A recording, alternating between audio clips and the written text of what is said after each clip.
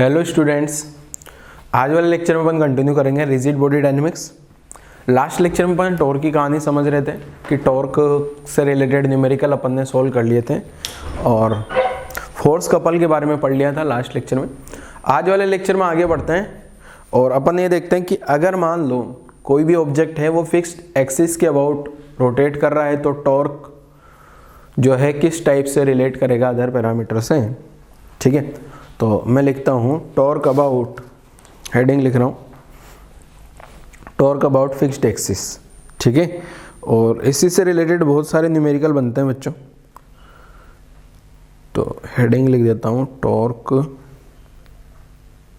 About a fixed axis. Torque about a fixed axis, कोई भी fix axis है और वो फिक्स एक्सिस के अबाउट ऑब्जेक्ट या बॉडी रोटेट कर रही है तो टॉर्क को कैसे लिखा जाएगा। देखो मैं ये एक रैंडम शेप की बॉडी बना देता हूँ बेटा,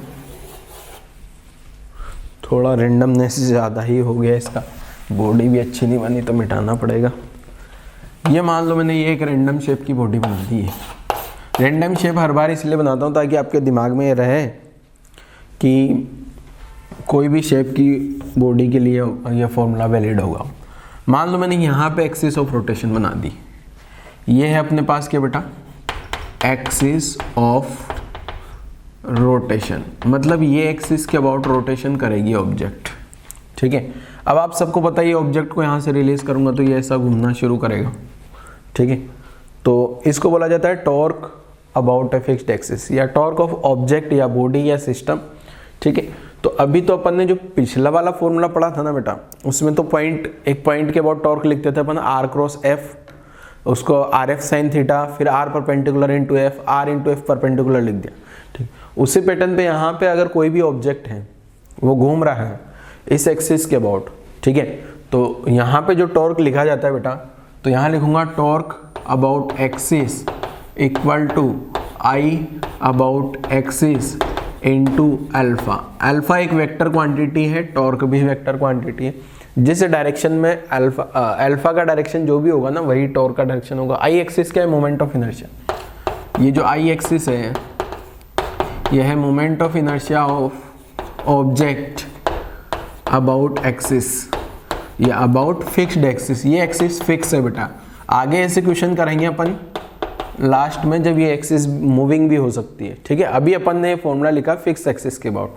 अल्फा वेक्टर आपको पता ही है बेटा क्या है, angular acceleration of object, angular acceleration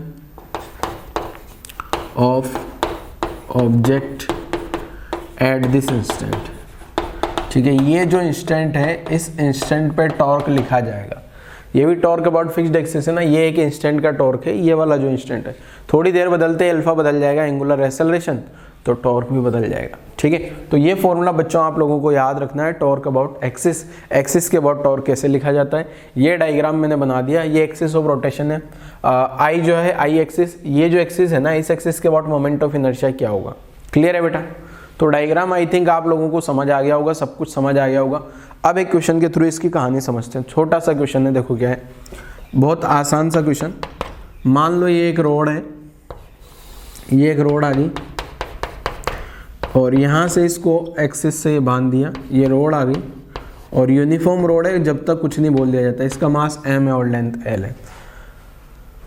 अब आपसे बोल दिया जाए क्या, फाइंड, इसको यहाँ से रिलीज कर दिया बेटा मैंने, इसको यहाँ से रिलीज करूँगा ना, तो अब आपसे क्या पूछ रहा हूँ, first find angular acceleration of road, find angular acceleration of road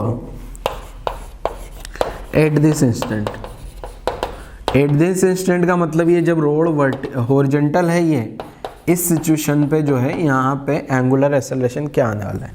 यही क्वेश्चन का सेकंड पार्ट में क्या पूछ रहा हूँ बेटा, फाइंड एंगुलर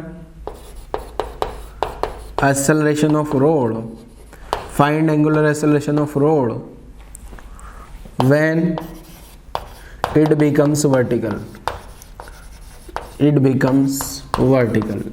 मतलब क्या है बच्चे, अगर ये रोड को यहाँ से रिलीज करूंगा तो ग्रेविटी के कारण ये घूमते घूमते घूमते घूमते कैसी हो जाएगी, वर्टिकल हो जाएगी। तो जिस इंस्टेंट पे ये वर्टिकल हो जाती है, अभी तो क्या पता करना है मुझे, यहाँ से इसको रिलीज कर रहा हूँ, रिलीज करूंगा तो क्या आएगा बेटा, इसका जो टॉर्क आएगा उसके कारण एंगुलर एक्सेलरेशन आएगा और ये नीचे आ जाएगा। और जिस इंस्टेंट पे ये वर्टिकल हो जाएगा उस इंस्टेंट पे इसका एंगुलर एक्सेलरेशन क्या होगा, ये बताना है सेकंड वाले क्वेश्चन में। तो ये अपने आसान से बेटा 2 क्वेश्चन हैं। जिन बच्चों को लगता है नहीं सर हम इनको सोल्व कर सकते हैं तो बेशक सोल्व करिए, जिनको लगता है नहीं सर कैसे सोल्व होगा ये तो हमारे बस का नहीं है, तो वो देखो जरा कैसे सोल्व करना है।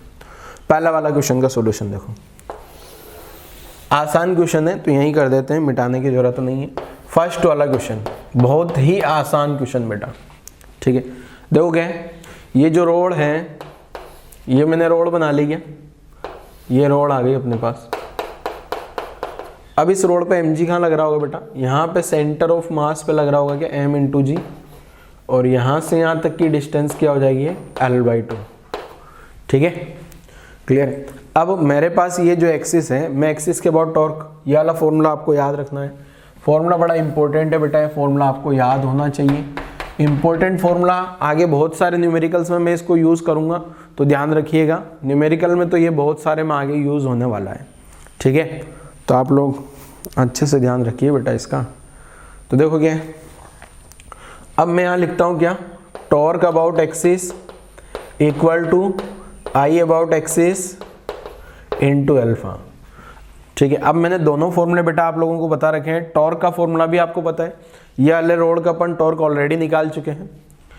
आई का मोमेंट ऑफ इनर्शिया की सारी कैलकुलेशन अपन आज ही के लिए करी थी, मतलब आगे जो भी न्यूमेरिकल्स आएंगे उनके मोमेंट ऑफ इनर्शिया। तो ये रोड का moment of inertia and point के अबाउट आपको पता होना चाहिए, इनटू अल्फा करोगे तो आंसर आ जाएगा।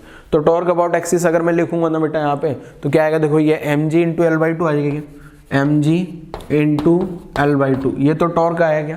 तो टॉर्क कैसा आया, r इंटू एफ परपेंडिकुलर, या एफ परपेंडिकुलर आर एफ, या आर एफ साइन 90 जो भी लिखना हो, ये आ जाएगा mL²/3 इंटू अल्फा, ठीक है। अब यहाँ से अगर बेटा देखा जाए तो ये m से m गायब हो गया, m से m गायब हो गया एक, यहाँ l है और यहाँ L² है, तो यहाँ से जो अल्फा का वैल्यू मेरे पास निकल के आएगा ना बच्चे, ये l तो गायब हो गया, एक क्रॉस मल्टीप्लाई होगा तो 3g अपॉन ये 2 एज इट इज बचेगा 2l। तो आंसर अपना निकल के आता है 3g अपॉन 2l। तो अल्फा जो है ना इस इंस्टेंट पे जो अल्फा आएगा वो आएगा 3g अपॉन 2l। तो अल्फा आ गया कितना बेटा, 3g upon twice of l। ये आंसर हो गया अपना इस क्वेश्चन का, फर्स्ट वाले क्वेश्चन। ऐसे ही सेम पैटर्न पे बच्चों आप लोग सेकंड पार्ट भी ट्राई कर सकते हो। सेकंड पार्ट में क्या है, इसमें इसका जो सेकंड पार्ट है ना बच्चे, ये रहा, find angular acceleration of road when it becomes vertical. कभी ना कभी ऐसा टाइम आएगा जब ये रोड ऐसे वर्टिकल हो जाएगी, और जैसे रोड वर्टिकल हो गई है तो ऐसी सिचुएशन पे इसका एंगुलर एक्सेलरेशन क्या होगा ये आपको पता करना है। तो सोल्व करके देखो बच्चों जरा, क्या आप लोग इस क्वेश्चन को सोल्व कर पा रहे हो। फर्स्ट वाला क्वेश्चन मैंने बता दिया अल्फा की कैलकुलेशन, सेकंड वाले क्वेश्चन में अल्फा की कैलकुलेशन आप खुद से सोल्व करने के लिए ट्राई करो जरा। चलो मैं सोल्व करूंगा बेटा। देखो बच्चे यहाँ क्या होगा, यहाँ पे mg, यहाँ इस पॉइंट पे mg नीचे लग रहा होगा क्या, ये mg आ गया सेंटर ऑफ मास में। अब अगर मैं टॉर्क अबाउट एक्सिस लिखूं, एक्सिस के about torque equal to I about axis into alpha, तो बेटा यहाँ पे जब टॉर्क लिखूंगा ना मैं, तो यहाँ से ये आर वेक्टर की डायरेक्शन तो यही है और mg का डायरेक्शन भी यही है। यहाँ तो आर वेक्टर की डायरेक्शन इधर थी क्या बच्चे, ये आर वेक्टर इधर था, मैंने बनाया नहीं 90 डिग्री, समझ गए होंगे आप सब लोग। तो यहाँ तो ये mg का टॉर्क ही 0 आ रहा है, तो ये I को लिखने का कोई मतलब नहीं है, आंसर अल्फा का 0 ही आने वाला है। इस सिचुएशन पे अल्फा जो है वो 0 आ जाएगा। अल्फा बोले तो एंगुलर एक्सेलरेशन, तो ये वाली सिचुएशन पे इस रोड का एंगुलर एक्सेलरेशन 0 है, ये वाली सिचुएशन पे रोड का एंगुलर एक्सेलरेशन 3g/2l है। फॉर्मूला आपको याद रखना है, जब भी क्वेश्चन में एंगुलर एक्सेलरेशन आ जाए, क्या बेटा, एंगुलर एक्सेलरेशन कभी भी अगर क्वेश्चन में आ जाता है तो आपके दिमाग में एक फॉर्मूला आना चाहिए, torque about axis equal to I about axis into alpha. अगर इस फॉर्मूले को देखा जाए बच्चे, तो ये फॉर्मूला इस फॉर्मूले का एनालोगस है F इक्वल टू एम वाला, जो न्यूटन सेकेंड लॉ का रिजल्ट आया था ना F इक्वल टू एम, तो मास की जगह तो आपको पता है मोमेंट ऑफ इनर्शिया आता है, एक्सेलरेशन की जगह एंगुलर एक्सेलरेशन। और ये टॉर्क जब मैंने शुरू किया था तो पहले ही लाइन में लिखाया था बच्चों आपको क्या, कि टॉर्क का रोटेटरी मोशन में वही रोल है जो फोर्स का रोल है ट्रांसलेटरी मोशन में। तो फोर्स की जगह टॉर्क आ गया। तो ये फॉर्मूला बेसिकली F बराबर ma, न्यूटन्स लॉ में जो फॉर्मूला है F बराबर ma का जो काम था वही काम यहाँ पे टॉर्क अबाउट एक्सिस का है। ठीक है, एक्सिस के अबाउट टॉर्क। तो एक छोटा सा थ्योरी, छोटा सा न्यूमेरिकल अपन ने कर लिया है, आप लोग इजीली इसको लिख सकते हो। तो इसको जल्दी से लिखो, फिर अपन नेक्स्ट मूव करते हैं। नेक्स्ट क्या है देखो, यहाँ तक की कहानी लिख लो और जल्दी से फिर आगे बढ़ते हैं। चलो एक और क्वेश्चन कर लेंगे इसी पैटर्न का, आसान क्वेश्चन। तो क्या है देखो,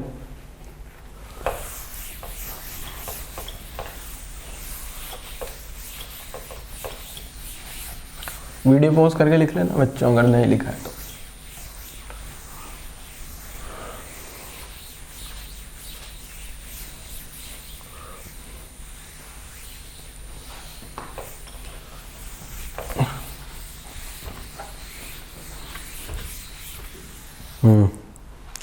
अगला क्वेश्चन क्या है देखो,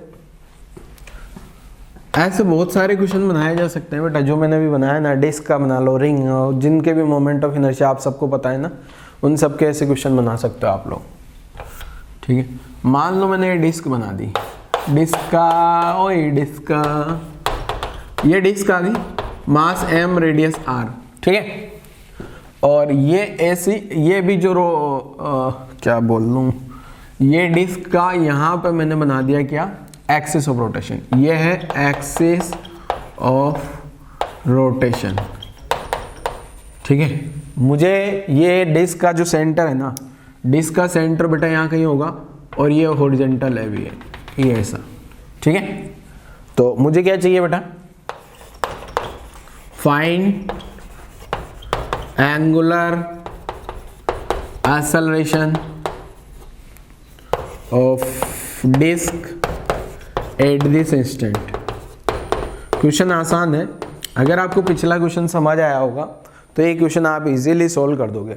बस इसमें कुछ ही नहीं, आपको बस मोमेंट ऑफ इनर्शिया लिखना आना चाहिए अच्छे से। डिस्क का मोमेंट ऑफ इनर्शिया अगर आपको लिखना आता है तो ये आंसर निकाल दोगे आप बहुत आसानी से, और नहीं आता तो फिर तो डिस्क का मोमेंट ऑफ इनर्शिया याद होना चाहिए आपको।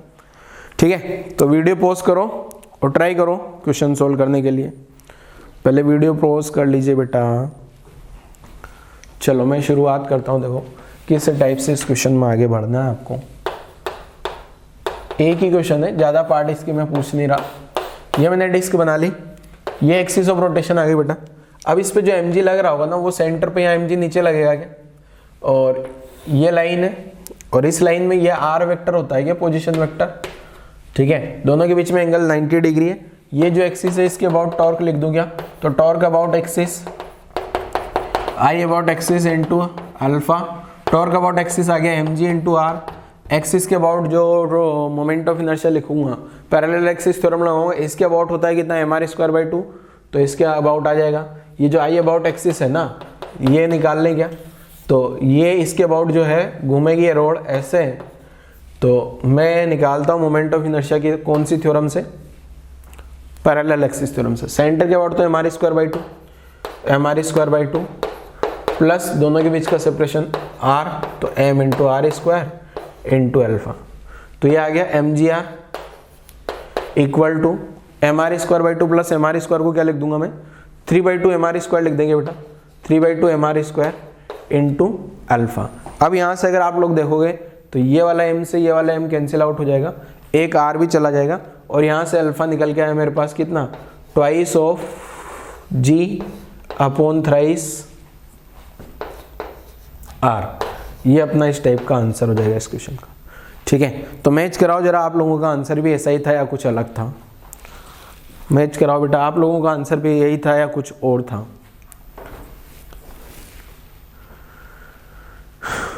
चलो ठीक है, नोट कर लिया होगा आई थिंक आप लोगों ने। आगे बढ़ते हैं। चलो एक और अगले क्वेश्चन पे आ जाता हूँ। बहुत सारे क्वेश्चन है ऐसे छोटे छोटे से, प्रैक्टिस है बस, आप कितनी प्रैक्टिस करते हो, सेल्फ प्रैक्टिस। देखो कभी भी सोल्ड एग्जाम्पल नहीं देखना बेटा, अगर सोल्ड एग्जाम्पल देख लोगे कुछ समझ नहीं आता। मतलब जैसे आप फिजिक्स में क्या है ना कि जैसे आप कोई भी बुक उठा के सोल्ड एग्जाम्पल देखो, तो जब उसको देखोगे ना तो लगेगा यार हाँ यार ये तो आसान है, सब कुछ समझ आ गया, बट जब खुद से सोल्व करने जाओगे तो कुछ सोल्व नहीं होगा। इसलिए जितनी ज़्यादा प्रैक्टिस आप खुद से सोल्व कर सकते हो, अनसोल्ड बिना सोल्व, ऐसा क्वेश्चन जिसका सॉल्यूशन आपके पास नहीं है, ऐसे क्वेश्चन खुद से सोल्व करो, ठीक है। जैसे मैं डीपीपी असाइनमेंट देता ही रहता हूँ आपको, तो उन सभी क्वेश्चंस के सॉल्यूशन में कभी नहीं देता, इवन मैं तो आंसर भी बाद में देता हूँ आप लोगों को ज़्यादातर। चलो ठीक है, आगे बढ़ते हैं। नेक्स्ट क्वेश्चन क्या है देखो,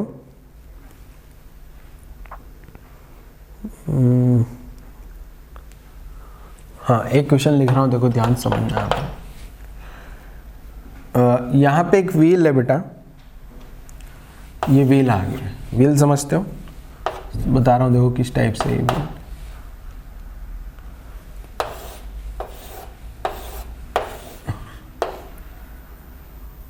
ये व्हील है पहिया। अब इसमें क्या है देखो, ये यहाँ से जो है ना, यहाँ से ऐसे एक स्टैंड पे लगा रखा है इसको, ये पहिए को यहाँ से एक स्टैंड पे लगा दिया, ठीक है।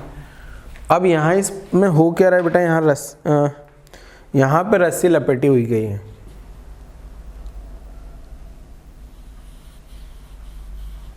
यहाँ क्या है ना, ये जो है ना, जिसे आपने वो देखा होगा, आपने अगर कभी पतंग उड़ाई हो, पतंग का सीजन आ गया अब तो, गिर्री देखिए, गिर्री बोलते हैं उसको हम तो, पता नहीं तुम लोग क्या बोलते हो, इसमें धागा लपेटा होता है, ये इधर, उस धागे को इधर से F फोर्स से खींचा जा रहा है, ठीक है।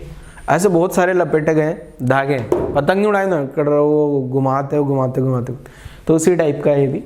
तो क्वेश्चन लिख देता हूँ मैं, क्या है देखो कहानी इसकी। A string is wrapped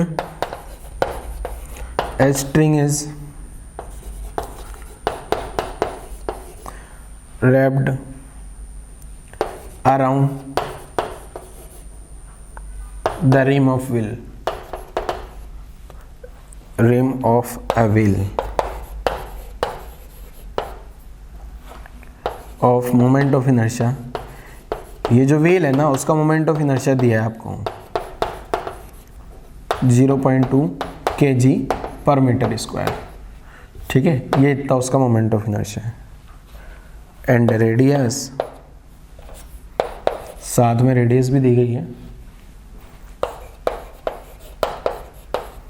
radius जो है वो 20 सेंटीमीटर है। और जो व्हील है, द व्हील इज फ्री, ये व्हील जो है फ्रीली रोटेट कर सकता है, फ्री टू रोटेट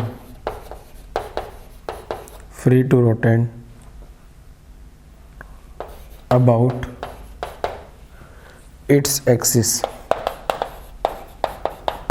के अबाउट फ्री, यहाँ पे इसके अबाउट है ना, यहाँ पे एक्सिस है इसका, कुल मिला के ऐसा क्रॉस मान सकता हूँ मैं ना।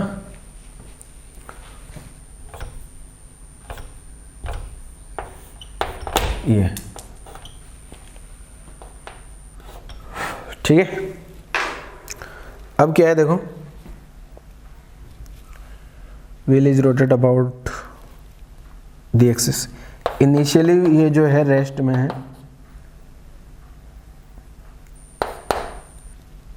Initially wheel at rest, initially wheel rest में है। The string is now pulled, इसको खींच रहे हैं F फोर्स से, ये जो इधर लगा के है। The string is now pulled by a force of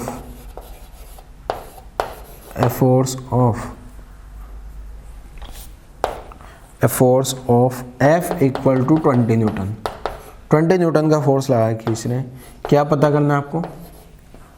find the angular velocity, find the. Question थोड़ा बड़ा है, लिखने में बड़ा है बट आसान है।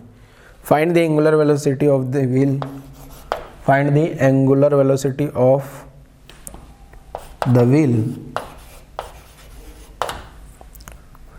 आफ्टर 5 सेकेंड, आफ्टर 5 सेकेंड के बाद में एंगुलर वेलोसिटी क्या होगी, ये आपसे पूछा गया है। वापस बोल रहा हूँ बेटा, क्वेश्चन भले ही बड़ा है बट सॉल्यूशन बहुत आसान है इसका, अगर आप लोग ट्राई करोगे तो। हिंट दे देता हूँ, चलो एक काम करो ना, पहले खुद से ट्राई करो। शुरुआत में हिंट देना अच्छी बात नहीं है, आप खुद से ट्राई करोगे तो अच्छा है। ठीक है, वीडियो पॉज करो और सोल्व करो। किसी को लग रहा है नहीं नहीं नहीं नहीं सर हमारे से तो नहीं हो रहा है, हिंट तो देना ही पड़ेगा। तो हिंट बता देता हूँ, क्या देखो, torque equal to I alpha लगा के अल्फा निकाल लो और फिर इक्वेशन लगा लेना, अल्फा तो कांस्टेंट आएगा, तो omega final equal to omega initial plus alpha t लगा लेना, तो आंसर आ जाएगा। मैं तो सोल्व कर ही दूंगा, आप भी सोल्व कर लो यार, नहीं सोल्व करोगे तो फिर कैसे सोल्व होगा क्वेश्चन। ठीक है, तो आपको ट्राई करना पड़ेगा। वीडियो पॉज करो, अब तो सोल्व करो, अब हिंट भी दे दिया मैंने। चलो देखो क्या है, देखो एक्सिस के अबाउट टॉर्क क्या लिखेंगे बेटा, आई अबाउट एक्सिस इनटू अल्फा। ठीक है, अब एक्सिस के अबाउट टॉर्क आ जाएगा एफ इंटू आर। अब आई जो क्वेश्चन में दिया है, आई डायरेक्ट दे दिया इसमें। इस क्वेश्चन में जो है ना, एक खास बात क्या है बेटा, आई आपको डायरेक्टली बता दिया गया है। अगर आई डायरेक्टली नहीं बताता ना, तो फिर क्वेश्चन में वो दे देता कि ये जो ज्योमेट्री है इसको आप डिस्क कंसिडर कर लो, ऐसा ऐसा पूरा बना देता, ऐसा ऐसा पूरा बना देता और बोल देता कि आप इसको डिस्क कंसिडर करके आंसर निकाल लो। फिर आप क्या करते हैं, डिस्क का मोमेंट ऑफ इनर्शिया लिख लेते हैं mr²/2 से। ठीक है ना, बट अभी आपको क्या हुआ, एक तो बचत हो गई आपकी कैलकुलेशन की, 0.2 डायरेक्ट लिख देना है यहाँ पे moment of inertia into alpha. अब फोर्स कितना दिया है क्वेश्चन में, ये रहा क्या बेटा फोर्स, ये 20 न्यूटन का फोर्स है, तो यहाँ 20 न्यूटन लिख देना है। रेडियस ये दिया गया है कि 20, बट ये सेंटीमीटर में है, तो इसको मीटर में कन्वर्ट कर लेता हूँ, तो 20/100 आ गया 0.2 इंटू अल्फा।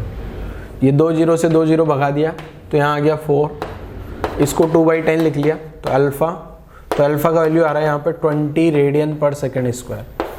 अल्फा का वैल्यू चेक करो जरा, आप लोगों का यही आया था क्या।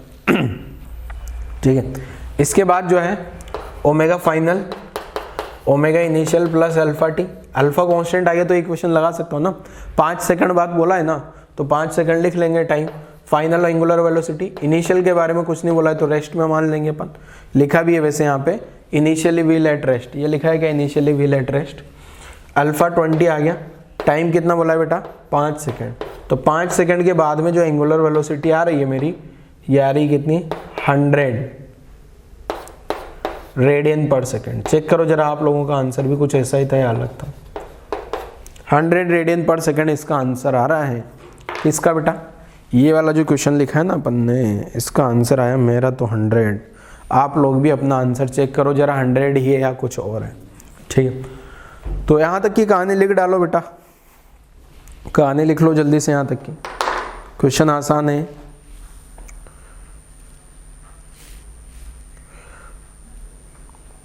आसान से बहुत सारे क्वेश्चन बनाए जा सकते हैं सब ऐसे। चलो और आगे बढ़ते हैं अगले क्वेश्चन पे।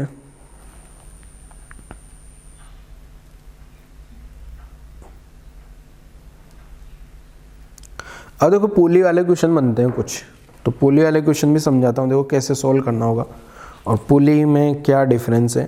पहले मैं नोट लगा के पुली के बारे में समझा देता हूँ, फिर अपन क्वेश्चन करेंगे पुली से रिलेटेड।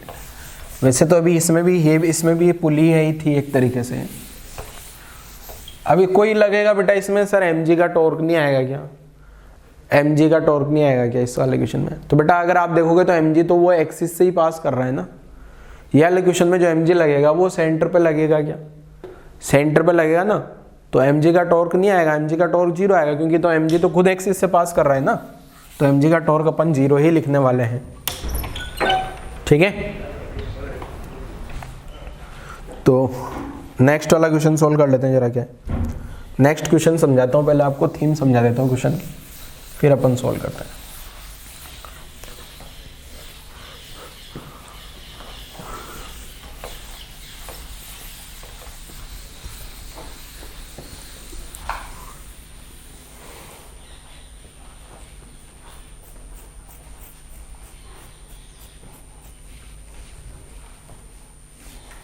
चलो नेक्स्ट क्वेश्चन। नेक्स्ट क्वेश्चन से पहले नोट समझाता हूँ। देखो आपको नोट क्या है, जो पुली है ना, पुली के बारे में कहानी समझते हैं। जो पुली है, पुली कैसे घूमती है समझते हैं जरा, है ना। फिर उससे रिलेटेड कुछ क्वेश्चन भी करेंगे अपन, ठीक है। एक तो पुली अपन ने न्यूटन्स लॉ में पढ़ी थी, जो पुली घूम रही, एक पुली अपन ने पढ़ी थी न्यूटन्स लॉ में, और एक पुली पढ़ रहे हैं अपन कहाँ पे, रिजिड बॉडी डायनेमिक्स में भी। एक क्वेश्चन तो मैंने पुली का करा दिया, बट उसमें कोई ज़्यादा आपको खास लगा नहीं होगा, ठीक है। अभी आगे जो एक क्वेश्चन कराऊंगा ना, उसमें आपके दिमाग में कन्फ्यूजन ना आए, उसके लिए मैं ये पुली वाला नोट लगा के आपको समझा देता हूँ। वरना अगर ये नोट आपको समझ नहीं आएगा तो पुली वाले क्वेश्चन में हर बार आप लोग गड़बड़ करोगे। तो क्या है, देखो पहले तो मैं न्यूटन्स लॉ की पुली बताता हूँ। एनएलएम वाली पुली क्या थी, तो यहाँ लिखता हूँ एनएलएम वाली पुली, ठीक है। और ब्रैकेट, पहले एनएलएम वाली पुली के बारे में समझते। देखो क्या था, देखो एनएलएम वाली पुली, न्यूटन्स लॉ वाली पुली। जैसे मान लो यहाँ पे पुली थी और यहाँ एक ब्लॉक है ए, जो कि बी ब्लॉक से बाहरी है। ये वाला ब्लॉक मान लो नीचे जा रहा है, और अगर ये वाला ब्लॉक नीचे जाएगा तो इसको ऊपर जाना पड़ेगा। ये जो पुली है ना बेटा, अब इस पुली पे मैं अंदर 4 पॉइंट्स इंडिकेट कर देता हूँ। इस पुली के अंदर 4 पॉइंट है अपने पास में। इस पॉइंट का नाम दे दिया मतलब P, इसका नाम Q, इस पॉइंट का R और इस पॉइंट का S। ये इस टाइप से है 4 पॉइंट। अब जैसे बेटा ये वाला ब्लॉक नीचे जाता है ना, ये वाला ब्लॉक नीचे जाएगा तो ये पुली जो है, यहाँ जो पुली होती है एनएलएम में, जो न्यूटन्स लॉ में जो पुली होती है बेटा, यहाँ इस पुली की में जो है, ये जो पुली है बेटा, इसमें ये जो है ना, होता क्या है, न्यूटन्स लॉ ऑफ मोशन है। ये एनएलएम का full form Newton's law of motion वाला जो पुली है, यहाँ पे पुली पे लिखा होता है क्या, स्मूथ पुली,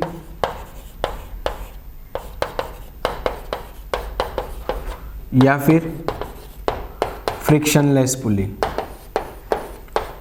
ठीक है।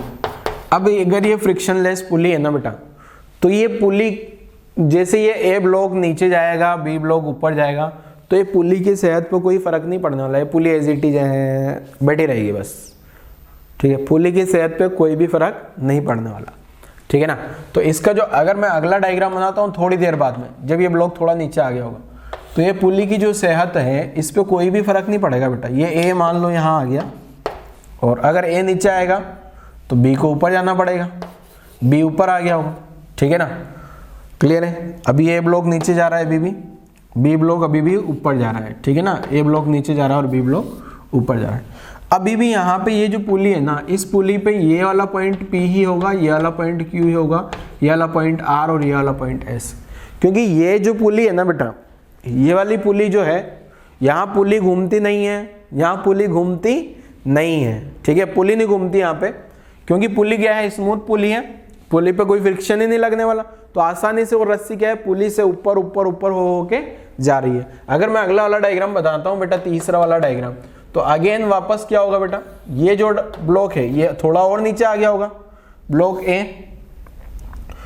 ए और नीचे आ गया क्या, और ब्लॉक ए मान लो क्या किया जाए,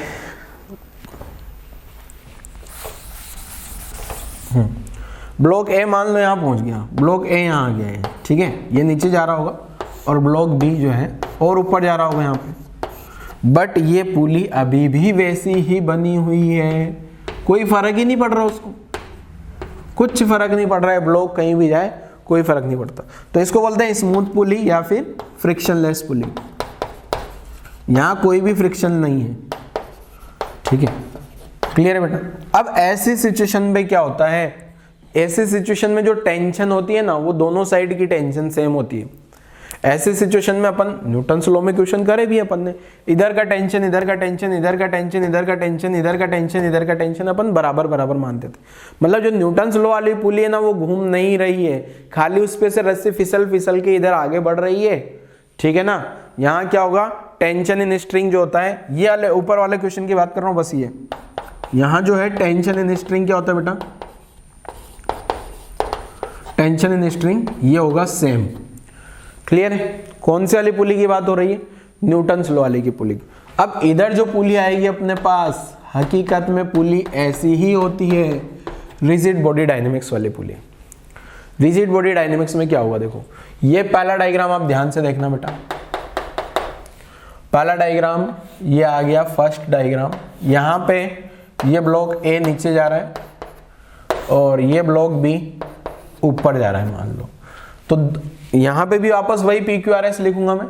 यहाँ पॉइंट पी, यहाँ क्यू, यहाँ आर और यहाँ एस। ठीक है, ये पी क्यू आर एस इसलिए लिख रहा हूँ ताकि आपको डिफरेंट समझ में आए पुली का, कि पुली घूम कैसे रही है। ठीक है, अगले वाले डायग्राम में क्या होगा बेटा, अगला वाला जो डायग्राम होगा ना उसमें ब्लॉक ए थोड़ा नीचे आ जाएगा। क्या ये पुली है, ब्लॉक ए यहाँ थोड़ा नीचे आ गया तो ऑब्वियसली ब्लॉक बी को थोड़ा ऊपर कर देते हैं। ब्लॉक बी यहाँ ऊपर जा रहा होगा, ब्लॉक ए नीचे जा रहा होगा।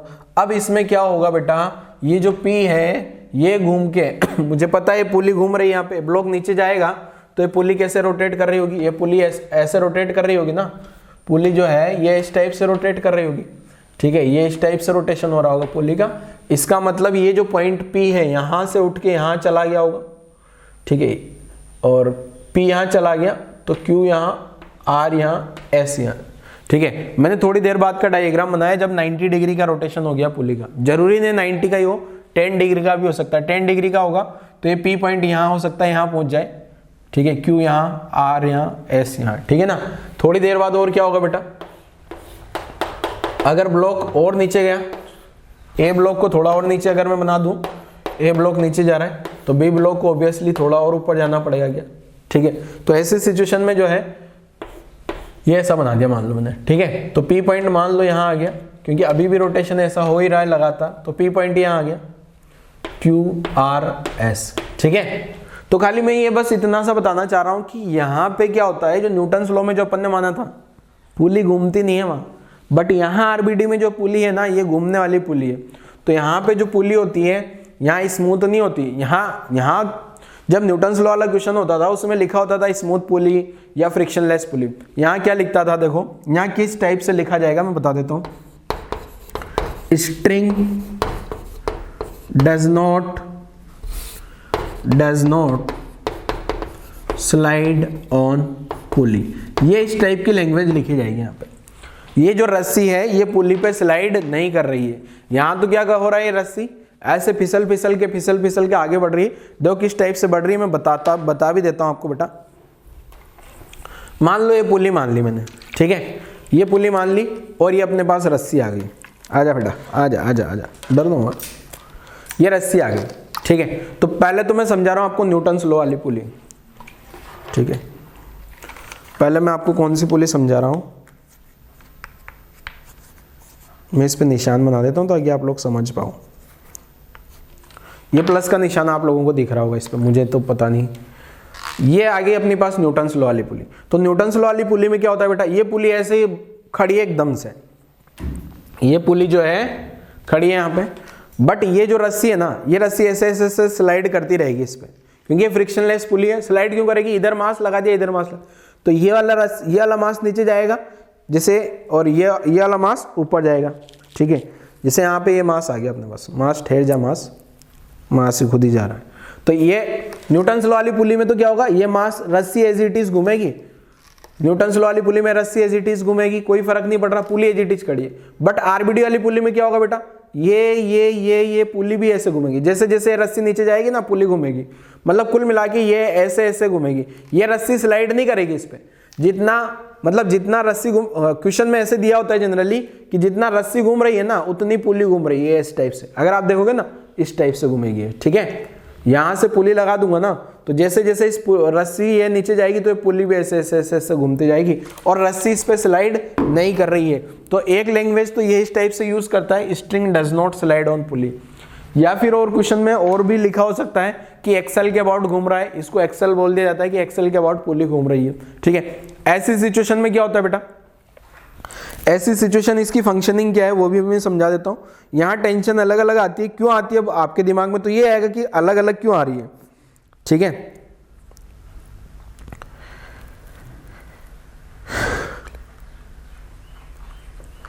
तो या फिर ऐसे लिखा होता है, देखो पुली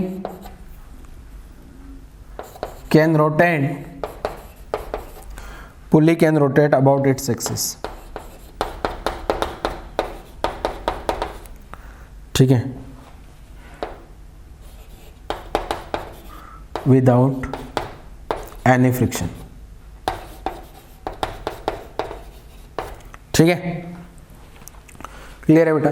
यहां पे रस्सी में टेंशन सेम नहीं होती, यहां टेंशन डिफरेंट होती है। ठीक है, टेंशन इन स्ट्रिंग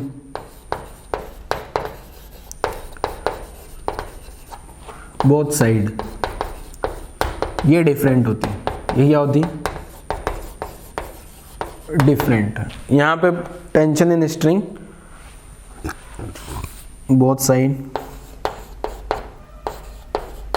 दोनों साइड की टेंशन यहां सेम होती है, यहाँ डिफरेंट होती है। अब डिफरेंट क्यों होती है उसके पीछे का थोड़ा और लॉजिक समझाता हूँ मैं। पहले इतना डायग्राम बना लो आप लोग, पहले इतना डायग्राम बनाओ और आपको थोड़ा थोड़ा समझ भी आया होगा। आज न्यूटन्स लॉ वाली पुली तो कुछ काम की नहीं हो, बैठी है आराम से, बट आरबीटी वाली पुली घूमती है। ठीक है, और ज़्यादातर क्वेश्चन में ऐसा ही लिखा होगा, string does not slide on pulley. मतलब इसका मतलब ये है कि ये जो पॉइंट है ना बेटा, जैसे ये जो रस्सी वाला पॉइंट है, ये जो रस्सी वाला पॉइंट है ना, यहाँ पॉइंट पी है, तो यहाँ ये जो रस्सी वाला पॉइंट पी है, तो ये वाला पॉइंट पी अगर यहाँ से घूम के यहाँ तक आया है, रस्सी ये पॉइंट पी से घूम के यहाँ तक आ गया ना पॉइंट पी, तो ये कितना चला 2πr/4।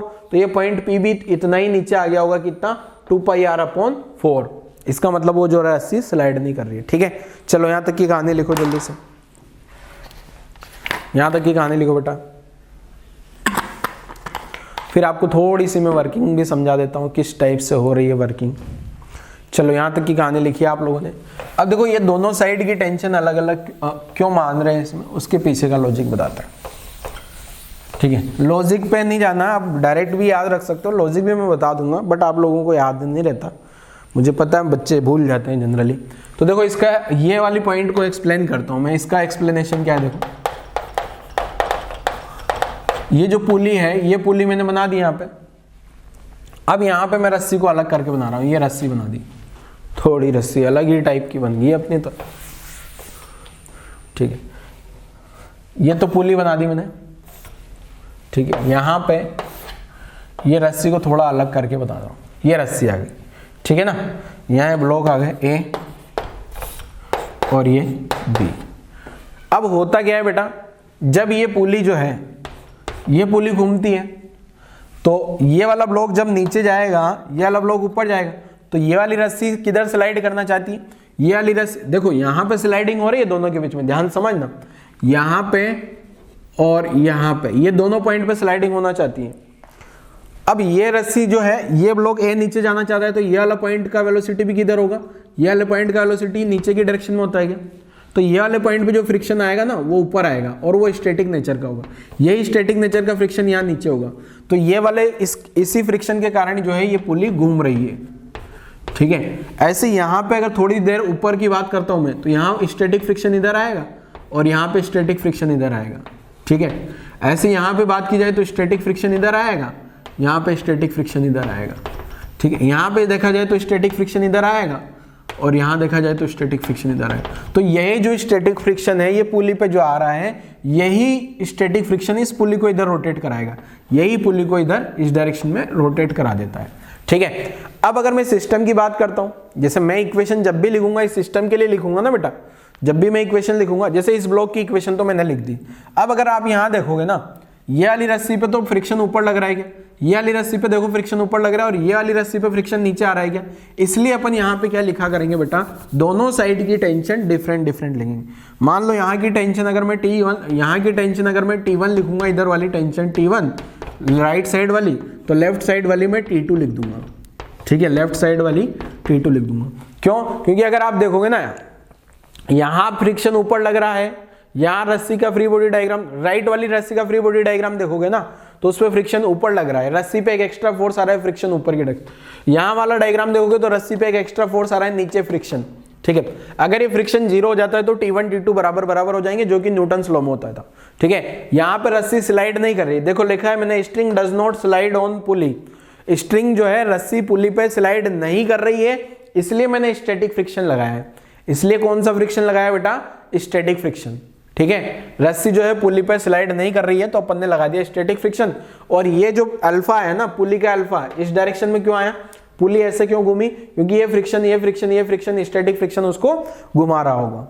ठीक है बेटा, डायग्राम से भी मैंने एक्सप्लेन कर दिया। अब अपन जब भी इक्वेशन बनेंगे, अभी एक क्वेश्चन कराऊंगा मैं न्यूटन लॉ में, तो क्या करते थे अपन, F बराबर ma का एक इक्वेशन इस पे लिखा, एक इस पे लिखा, आंसर आ जाता था, क्योंकि दो ही अननोन होते थे, टेंशन और एक्सेलरेशन। एक तो अननोन होता था एक्सेलरेशन, दोनों का एक्सेलरेशन सेम, दोनों पे टेंशन सेम, तो आंसर आ जाता था। एक इक्वेशन इसकी और एक इक्वेशन इसकी, आंसर आ गया। बट यहाँ आंसर नहीं आएगा, क्योंकि यहाँ पे टेंशन अलग है, T1 अलग है, T2 अलग है, T1 T2 अलग अलग होगा। तो फिर तीसरी इक्वेशन मुझे पुली पे लिखनी होगी, टॉर्क की। तीसरी इक्वेशन किसकी लिखूंगा बेटा मैं, पुली पे किसकी, टॉर्क की।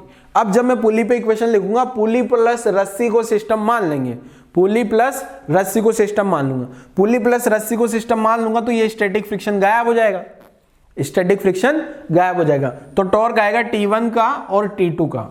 तो आंसर लिख देंगे T1 और T2 का टॉर्क लिख देंगे पुली पे, torque about axis equal to I about axis into alpha करेंगे, आंसर आ जाएगा। क्लियर है? तो पुली का मोमेंट ऑफ इनर्शिया लिख देंगे, T1 का टॉर्क आ जाएगा T1 इंटू आर, T1 वाला टॉर्क इधर घुमाएगा, T2 वाला इधर घुमाएगा, तो T1R minus T2R equal to I alpha. अभी क्वेश्चन भी सोल्व करा के बता देता हूं आपको, ताकि देखो ये सारी थीम मैंने इसलिए बताई है ताकि आपको लगे कि न्यूटन्स लॉ से डिफरेंट क्यों है, पुली का अलग बिहेवियर क्यों आ रहा है यहाँ पे। ठीक है ना बच्चे, क्योंकि यहाँ इस टाइप की लाइन लिखा होगा। नोट करो, फिर क्वेश्चन के थ्रू भी समझते हैं अपन, क्वेश्चन सोल्व करते हैं तो और कहानी क्लियर होगी आपको, और अच्छे से समझ आएगा। यहां तक नोट करो जल्दी से। चलो नोट किया आपने, ये एक्सप्लेन किया मैंने कि टेंशन डिफरेंट क्यों हो रही है। ठीक है, चलो और आगे समझते हैं। आप लोगों को ये न्यूटन्स लॉ और आरबीडी वाली पुली समझ आ गई होगी, ऐसा मेरा मानना है। बट ये सारी कहानी मैंने केवल और आपको इतना सा समझाने के लिए समझाई है कि टेंशन दोनों साइड डिफरेंट होती है। और आरबीडी वाली जो पुली है आपके दिमाग में होना भी चाहिए कि आरबीडी वाली पुली, रिजिड बॉडी डायनेमिक्स वाली पुली हकीकत में घूम रही है, बट न्यूटन्स वाली पुली जो है वहां पे केवल रस्सी फिसल फिसल के आगे बढ़ रही थी। वो पुली आराम कर रही है, उसको कोई मतलब ही नहीं है दुनियादारी से, वो ब्लॉक कैसे भी फिसले, फ्रिक्शन लेस है ना यार, वो स्मूथ पुली है ना, इसलिए नहीं घूम रही है। चलो आगे बढ़ते हैं क्वेश्चन पे।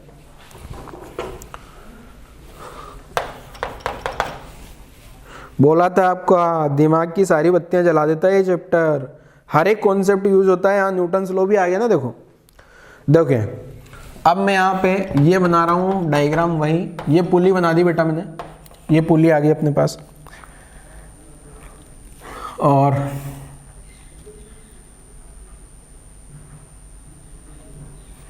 यहाँ पे इधर वाला ब्लॉक का मास दिया है M2 और इधर वाले ब्लॉक का मास दिया है M1। ठीक है, आपको दिया है pulley has a moment of inertia I, moment of inertia I about its axis, axis के अबाउट मोमेंट ऑफ इनर्शिया दिया है, and its radius is R, and its radius is R, radius R है पुली का यहाँ से यहाँ तक का। ठीक है ना, अब आपको क्या कैलकुलेट करना है बेटा,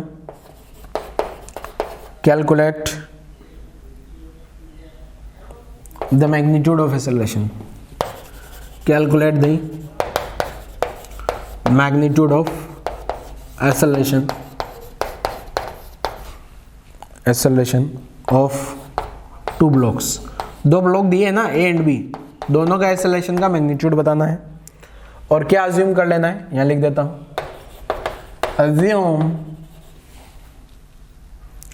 द स्ट्रिंग इज लाइट। पहले तो रस्सी को हल्का मान लो, स्ट्रिंग इज लाइट, हल्की है रस्सी, and does not slide, and does not slide on pulley, pulley pay slip नहीं कर रही है, स्लाइड नहीं कर रही, ऐसा भी मान लो आप। ठीक है, इस टाइप के क्वेश्चन के साथ में कैसे डील करनी है आपको ये समझा देता हूं। ठीक है, देखो पहले मैं बता देता हूं बेटा, ये जो रोटेशन वाला चैप्टर है इसमें सारे कॉन्सेप्ट मिक्स हो जाते हैं, मतलब बहुत सारी चीजें साइमल्टेनियसली लगती है, इसलिए बच्चों को ये चैप्टर हार्ड लगता है, क्योंकि इसमें कॉन्सेप्ट मिक्स होते हैं। 11th का सबसे ऐसा चैप्टर बोल लो इसको जहां सब चीजें मिक्स हो जाती है, पता भी नहीं लगता। ठीक है, इसलिए बहुत ध्यान से पढ़ना है, और चैप्टर थोड़ा बड़ा है तो मैं बोल रहा हूँ पार्ट कर करके पढ़ेंगे अपन इसको, जैसे एक पार्ट अपन ने मोमेंट ऑफ इनर्शिया खत्म कर लिया, फिर दूसरा पार्ट टॉर्क वाला खत्म हो जाएगा, फिर तीसरा चौथा, 4 या 5 पार्ट में इस चैप्टर को अपन खत्म करेंगे पूरा, ठीक है ना। चलो आगे की कहानी। ये वाले क्वेश्चन आप लोगों ने बहुत इस टाइप के बहुत सारे क्वेश्चन आप लोगों ने सोल्व किए हुए हैं ऑलरेडी बेटा। तो मैं यहाँ बना रहा हूँ, पहले तो ये पुल्ली का डायग्राम बनाता हूँ। मैंने पहले ही बता दिया बेटा दोनों साइड की टेंशन अलग अलग होगी, तो इधर का T1 मान लिया, इधर का T2 मान लिया। ये जो ब्लॉक है M1, इधर का टेंशन T1। अब अगर मैं डायरेक्ट ये क्वेश्चन लिखता तो आप लोगों के दिमाग में आता कि सर ये टेंशन अलग अलग क्यों मान लिया आपने, न्यूटन्स लॉ में तो टेंशन सेम मानी थी। तो अब शायद वो क्वेश्चन आपके दिमाग में नहीं उठना चाहिए, क्योंकि उसका आंसर मैं पहले ही आप लोगों को बता चुका हूँ। ये T2 यहाँ तक फ्री बॉडी डायग्राम है, इसमें किसी को कोई दिक्कत नहीं होना चाहिए। अगर ये ब्लॉक का एक्सेलरेशन A नीचे है तो ये वाला ब्लॉक भी ऊपर A एक्सेलरेशन से भाग रहा होगा, और ये पुली जो है ऐसे घूम रही होगी, ये पुली ऐसे घूम रही होगी, उसका एंगुलर एक्सेलरेशन अल्फा दिया जाता है, ठीक है। पहले तो मैं F बराबर ma का इक्वेशन लिखता हूँ ब्लॉक पे।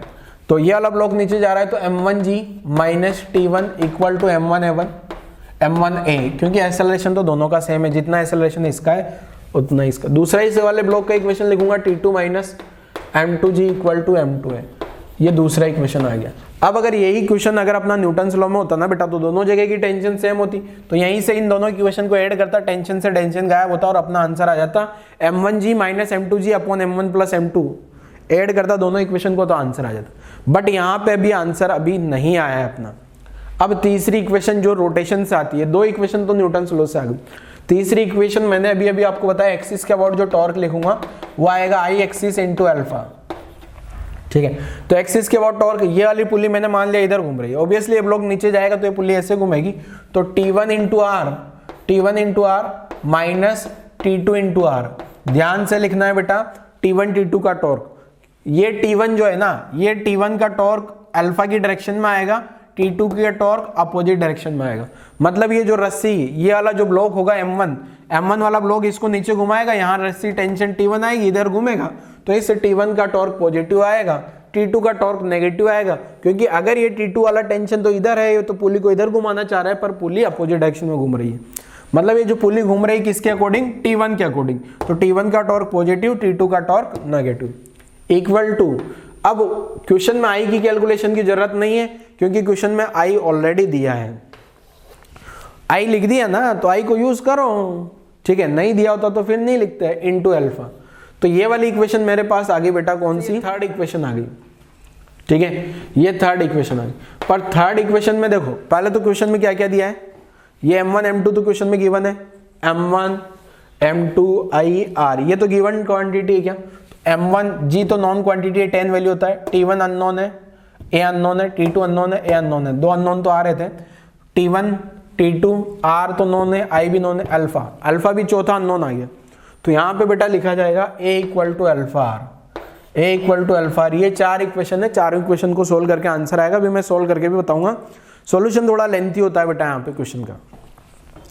दो इक्वेशन बनेगी अलग से, दो इक्वेशन तो न्यूटन्स लॉ वाली बनती है, पर न्यूटन्स लॉ वाली इक्वेशन में ये ध्यान रखना है टेंशन डिफरेंट लेनी है। अगर आप टेंशन डिफरेंट नहीं लोगे तो फिर आपका क्वेश्चन तो न्यूटन्स लॉ वाला ही हो गया ना, स्मूथ पुली हो गई फिर बेचारे को ये लिखने का मतलब ही क्या निकला, ये junction slide does not slide on pulley, ठीक है ना, क्लियर है। ध्यान रखिएगा ये स्मूथ पुली नहीं है, ठीक है, पुली रोटेट करने वाली पुली है, मैंने अभी ये भी एक्सप्लेन किया था आपको, आरबीडी पुली। तो ये दो इक्वेशन तो आपने न्यूटन्स लॉ वाली लिख ली। तीसरी इक्वेशन लिखनी होगी आपको टॉर्क की, torque about axis equal to I about axis into alpha. Axis के अबाउट टॉर्क लिखो, एक्सिस के about torque equal to I into alpha, लिख दिया। बट एक नया पैरामीटर और इंट्रोड्यूस हो गया अल्फा, उस अल्फा को गायब करेंगे तो A इक्वल टू अल्फा। जितना इन ब्लॉक का एक्सेलरेशन होगा ना, वो यहाँ पे टेंजेंशियल एक्सेलरेशन के बराबर होगा। यहाँ जो भी टेंजेंशियल एक्सेलरेशन होगा यहाँ पे और यहाँ पे, वो टेंजेंशियल एक्सेलरेशन क्या होता है अल्फा आर, और वही जो एक्सेलरेशन है ये आ रहा है क्या है, तो A equal to alpha R लिख दिया मैंने। A equal to alpha R कैसे लिखा है रिलेशन, ये टेंजेंशियल एक्सेलरेशन का फॉर्मूला आपको याद होगा, अल्फा आर वाला, वेक्टर फॉर्म में भी लिखा जा सकता है अल्फा क्रॉस आर, ठीक है। तो ये वाला जो ब्लॉक का है यहाँ पे जो टेंजेंशियल एक्सेलरेशन होगा वही इसका एक्सेलरेशन, यहाँ टेंजेंशियल एक्सेलरेशन इसका एक्सेलरेशन। चौथी इक्वेशन कंप्लीट। अब मैं क्या करूं, कुछ ऐसा अरेंजमेंट किया जाए कि आंसर आ जाए अपना जल्दी से। तो इक्वेशन 3 एंड 4, इक्वेशन 3 एंड 4 से मैं थोड़ा सिंप्लीफिकेशन करता हूं। तो यहां से मेरे पास आया T1 माइनस T2 बरोबर, ये आर को डिवाइड किया अल्फा की जगह तो ये आ जाएगा आई, अल्फा की जगह क्या लिख दूं, ए अपॉन आर, और एक आर इधर का डिवाइड होगा तो ए अपॉन आर स्क्वायर आ गया। ठीक है, यहां तक कोई डाउट नहीं किसी को। चलो क्वेश्चन हटाना पड़ेगा मुझे क्योंकि सॉल्यूशन तो करना ही है, इक्वेशन ज़्यादा बनेगी यहाँ पे, ध्यान रखना, बहुत सारी इक्वेशन बन गई है। चलो अब मैं क्या करूं बेटा, ये इक्वेशन 1 2 ये चारों इक्वेशन के साथ इसको ऐड कर दूं क्या, ये इसको फिफ्थ नाम दे रहा हूं, तो मैं क्या कर रहा हूं, equation 1 plus equation 2 plus equation 5, equation 5 के साथ में ऐड करने से क्या होगा, ये T1 से ये T1 गायब हो गया, ये वाले T2 से ये वाले T2 गायब हो गया, और फाइनल मेरे पास जो आंसर आया वो आया m1g minus m2g equal to m1a plus m2a plus I A upon R square. ठीक है, तो यह आंसर आ गया m1g minus m2g equal to m1 plus m2 plus I upon R square into A. तो यहाँ से एक्सेलरेशन निकल के आया मेरे पास m1g minus m2g minus m2g upon m1 plus m2 plus I upon R square, ये ऐसा आंसर आ गया बेटा अपना। ठीक है, तो ध्यान रखिएगा जरा क्वेश्चन का आंसर। अब क्वेश्चन में बेटा यहां पे जो आई है ना, यहां पे जो आई आ रहा है अपने पास,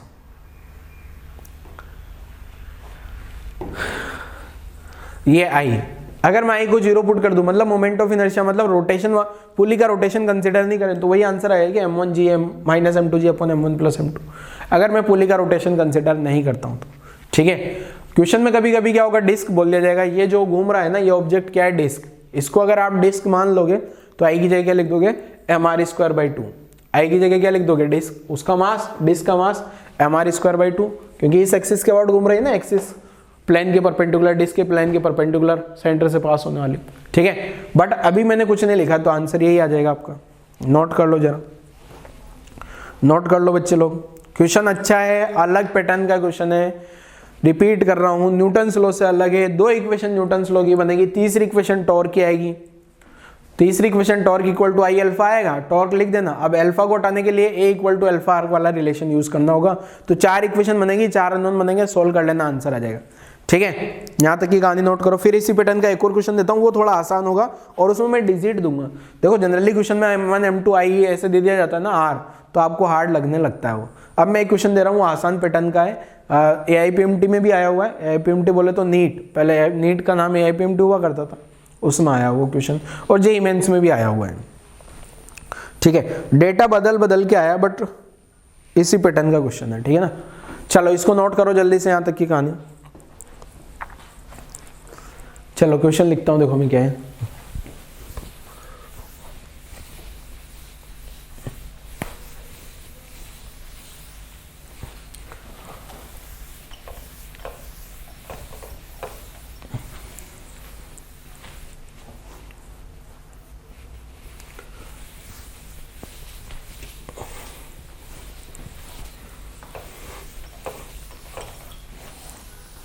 चलो क्वेश्चन क्या है देखो अपना,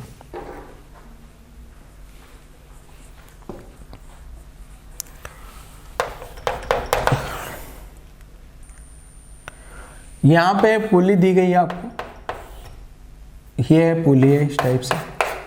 ठीक है, अब वापस वही सेम टाइप का question,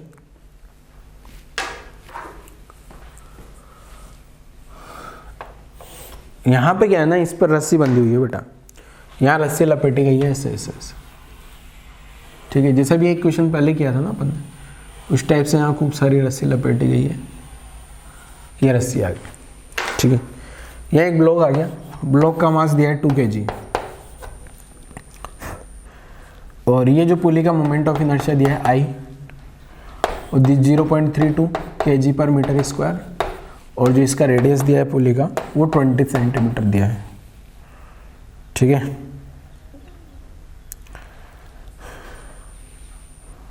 the pulley can rotate,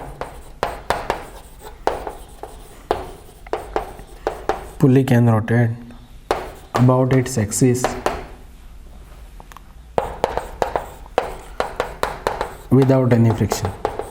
ये तो मैंने अजम्पशन दिया है ताकि आप लोग क्वेश्चन सोल्व कर पाओ आगे क्या।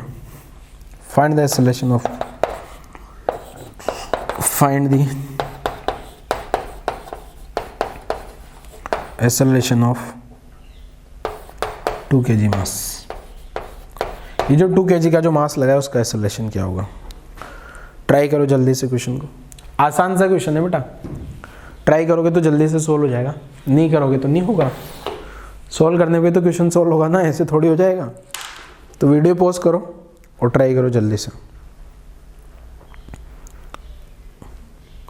2 मिनट का आप लोगों के पास टाइम है, 2 मिनट में आप लोग इसको अटेम्प्ट कर सकते हो, ठीक है।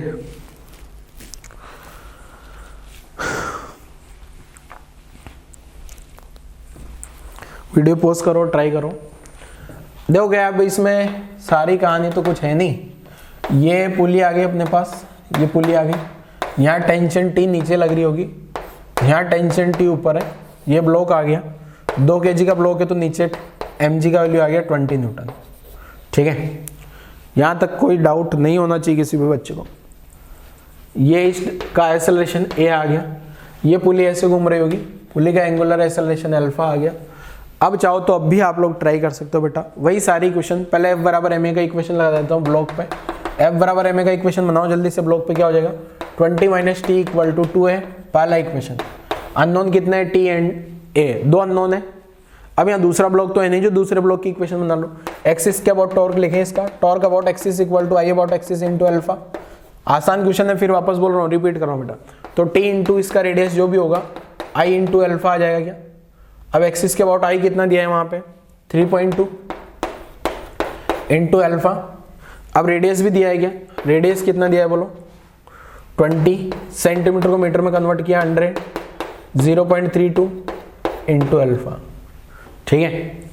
तो यहाँ से टेंशन अल्फा की टर्म में आ गई, तो टेंशन कितना आ रहा है देखो,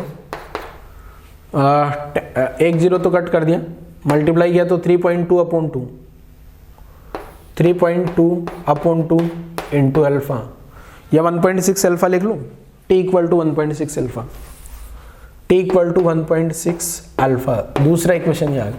बट बेटा इस इक्वेशन में क्या प्रॉब्लम है, यहाँ a दिया है, यहाँ अल्फा दिया। अगर t का वैल्यू यहाँ पुट करूंगा तो आंसर नहीं आएगा। अल्फा को भी गायब करूं तो बताया था आपको a = अल्फा a, तो अल्फा की जगह क्या लिख लूंगा मैं, अल्फा की जगह लिख दूं a/r, अल्फा = a/r, ठीक है।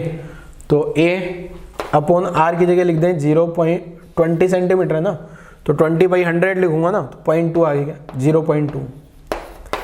तो ये क्या आ गया t = 1.6 इंटू अल्फा a/0.2, तो t = 8a आ गया। ये तीसरी इक्वेशन हो गई, नहीं तीसरी क्या, अब तो यहाँ से 1 + 3 कर दूं क्या, इक्वेशन 1 प्लस इक्वेशन 3, तो आंसर आ जाएगा इक्वेशन 1 प्लस इक्वेशन 3। तो यहाँ से t से तो t गायब हो जाएगा, तो इधर आया कितना 20 इक्वल आया कितना 10 है। तो एक्सेलरेशन कितना आ गया 2 मीटर/सेकंड²। ये ऐसा आंसर आ जाएगा। ब्लॉक का एक्सेलरेशन आ गया। पुली का एंगुलर एक्सेलरेशन भी पूछा जा सकता है, तो a = अल्फा r से यहाँ से निकाल लेना। अल्फा कितना आ जाएगा a/0.2, तो एक वैल्यू रख दिया तो अल्फा आ जाएगा 10 रेडियन/सेकंड, ठीक है। तो ये इस टाइप से बेटा अपन ने ये वाला क्वेश्चन भी सोल्व कर लिया, ठीक है। तो ऐसे और भी बहुत सारे क्वेश्चन बनाए जा सकते हैं, तो आप लोग ध्यान से सोल्व करिएगा इन क्वेश्चंस को। ये वाले में तो टेंशन की जरूरत पड़ी नहीं अपने को, बट जो पिछला वाला क्वेश्चन था उसमें टेंशन अपना डिफरेंट हो गया था, ठीक है। तो न्यूटन्स लॉ के कॉन्सेप्ट सारे यहाँ पे यूज हो जाते हैं। साथ में नया ये ध्यान रखना है, टेंशन दोनों रस्सियों की जो एक रस्सी होती है पुली पे लगी होगी, दोनों साइड की टेंशन अलग अलग होगी, ठीक है। अगर 2 ब्लॉक है तो 2 इक्वेशन तो ब्लॉक की आ जाती है, और बाकी इक्वेशन रिजिड बॉडी डायनेमिक्स की और a = अल्फा r की, ठीक है। तो यहाँ पे आज वाला लेक्चर तो क्लोज करते हैं बेटा। तो आज वाले लेक्चर में अपन ने क्या पढ़ा, एक्सिस के अबाउट जो है ऑब्जेक्ट्स अगर घूम रहे होंगे, कोई भी फिक्स एक्सिस है उसके अबाउट ऑब्जेक्ट, जैसे इसमें एक्सिस के अबाउट ये पुली घूम रही है और भी क्वेश्चन दिए मैंने, रोड को घुमाया, एक में डिस्क को घुमाया था, ठीक है। तो एक्सिस के अबाउट रोटेशन पढ़ा, और वहां से जो अपने पास आज वाला लेक्चर का एक इक्वेशन इंपॉर्टेंट है, torque about axis equal to I about axis into alpha, ये आज वाले लेक्चर में अपन ने पूरा पढ़ा है, ठीक बेटा। अगले लेक्चर में अपन इक्विलिब्रियम के बारे में पढ़ेंगे। इक्विलिब्रियम क्या है? इक्विलिब्रियम का नाम तो आप लोगों ने सुना ही होगा, तो इक्विलिब्रियम के बारे में थोड़ा सा पूरा जो वर्क पावर एनर्जी में जो इक्विलिब्रियम पढ़ाया था ना मैंने, उसको पूरा एक बार रिवाइज कर ले, तो नेक्स्ट वाला इक्विलिब्रियम आपको थोड़ा अच्छे से समझ आएगा, ठीक है। तो इक्विलिब्रियम रिवाइज करके आइए बेटा अगले लेक्चर में, और नेक्स्ट लेक्चर में अपन इक्विलिब्रियम के बारे में पढ़ेंगे। तो लेक्चर क्लोज करते हैं बच्चों, थैंक यू।